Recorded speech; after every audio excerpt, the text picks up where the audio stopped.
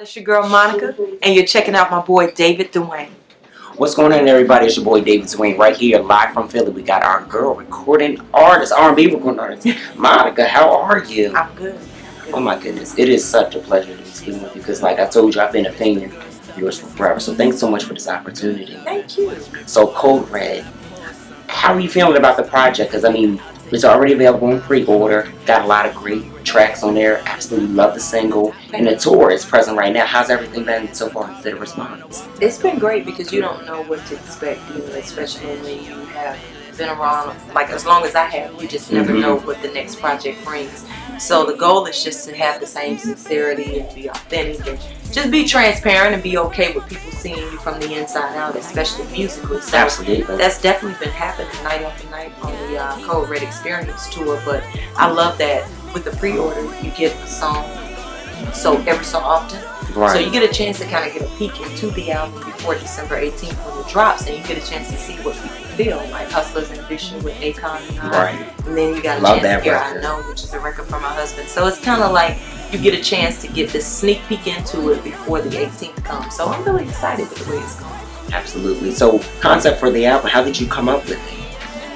Code Because I have red hair, which I absolutely love. Well, I didn't when I named it. I did it after I named the album. Yes, because I was just feeling like, what says that we're in a state of emergency? And I went to sleep one night and I got up and just like Code Red. That's the first thing to say, stop, wait, hold up. There's something wrong here. And when I say that, I just mean that there's a love for music that runs deep within me, but there are a lot of people that feel the same way. So R&B music as a whole isn't as respected as it used to be, but I don't think that it has to stay that way. Right. So this is just me saying that this is a genre that's loved enough to be pushed and to be understood a little bit more than it is, because I love the music of today, don't get me wrong. Right. But when you're out there and you see people remember where they are when they heard Angela Line, or what they were going through when they heard So Gone, or their heart was broken when they heard Until It's Gone, or For You I Will, they were just happy. Right. Whatever the emotion was, you don't want to lose that when it comes to music. So we're just fighting for it. Absolutely. And how do you feel R&B has changed? Oh, it's completely different. I mean, what's considered R&B in 95 when I came out wouldn't be considered R&B. But here again, I'm just not a person that complains about everything. Evolves just like I have as an artist, and the evolution of music I can't stop or change. So I just kind of merge with it and make sure I bring what I love and what I do to what is current. Absolutely. And I gotta say, Angel of Mine is absolutely my all-time favorite. When you perform that record, within this tour, like how are the fans reacting to see the old classics with this experience? It's pretty dope because they have their own memories and moments with the song, just like I do. And for me, like when I sing Angel of Mine, I think about the people that we've lost, and sometimes I even say that to them. So it's one of those records that can touch you in a special place, but it's still a moment where you can see that everybody's having their own set of emotions. Right. That's amazing, because when I listen to that record, I just think of what state of mind I was, and just trying to imagine what would life be like once I get to that age. Because when that record was out, you were a teenager, and I was like, I was like, what would that be like? Just to put myself in that box. It's crazy because I have different memories naturally. For instance, before you walk out of my life, I remember being harnessed to that roof in 90-degree weather and just asking, are we almost there? I mean, I was like 3 shades darker when we got off, because I was actually harnessed on top of a house right in LA. And of course they were afraid of me falling, but they wanted the shot to look a certain way. And as much as I love looking at that video now, you would never know what that one moment took. So my memories are always going to be different than the memories of someone in the audience, but they're there. Absolutely. So tell me about how you and Lil Wayne came together for this new single. Polo to Don is actually the executive producer of the album. And he did the song, and what I kept saying was, I want somebody that not only has their own following, but understands the music of then and now. And if you look at Wayne's career, he's been able to sustain himself and create a legacy that many are still copying and following. Like, kids now, they want to skateboard, they're embracing lots of different things because he created his own lane. And I wanted it to be someone like that on a record like this, because for me, it's important that it kept it in its integrity, because I actually called and asked Smokey Robinson's permission first before we sampled this song. Right, of course. So those kinds of things are important to me, and I pick who I work with based on those things. Right. And let's talk about like how important it is to like clear a sample, because a lot of people don't understand how like that's very important, especially with R&B music and hip hop. We see a lot of samples nowadays, especially like the good classic ones. Well, I mean, if you don't mind being sued and cutting big checks, then don't clear a sample. It's like simple mathematics, And now I know there are other different things where songs sound similar and those intricate details are totally different. Right. But when we take a song, like you hear Smokey's voice, there is no ifs, ands, or buts about it. When we did Everything to Me, I spoke to Miss Denise Williams. And even had her come out on the BET Awards and sing it with me. That's just the way that I am, because I would hope that someone would respect me and my artistry enough to do the same for me. So I'm just one of those people that believe in treating others the way you want to be treated. So when I go in and work, we could cut corners and change a tone or two and get around it, but for what?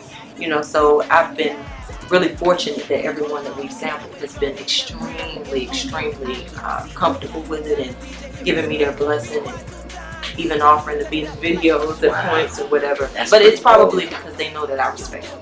Right. And I gotta say, I love the whole album because I got a chance to hear it, and I love the record that you have with your daughter Missy. Oh, Code Red. Yeah, I just love it. Yeah, it's just fun, and if you come from Atlanta, or if you go back and watch the movie ATL, you hear the kind of music that's behind it. That really embodies like that whole era back when in our town everybody was skating and having fun, having a good time. And then to have Missy actually rap over the record and flip it. And then my daughter was actually, she actually was on FaceTime with me while I was recording the song. And they were like, this sounds dope. She was talking on beat. And we're like talking back and forth to each other, but she's extremely musical. She's already really into it. She asks to go on stage every night. That's amazing.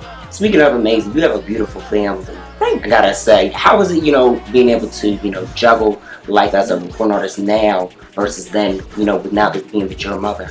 I never pretend that it's easy, but it's doable if you prioritize. And for me, they come first. I take longer breaks than most. Right.